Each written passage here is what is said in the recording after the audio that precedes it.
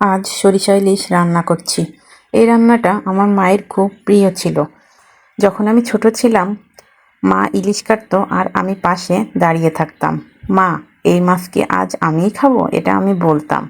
মা হেসে বলতো, তুই বড় হবি যখন, তখন তোদের জন্যই রান্না করব।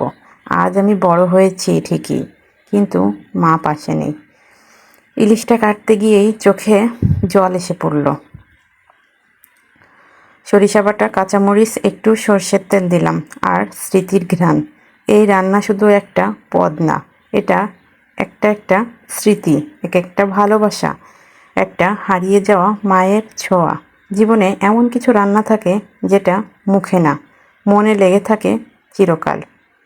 আর মায়ের কথা আর কি বলবো, আজ মা বেঁচে থাকলে হয়তো আবারও তার হাতের এই সরিষা ইলিশ খেতে পারতাম, কিন্তু মা বেঁচে নেই।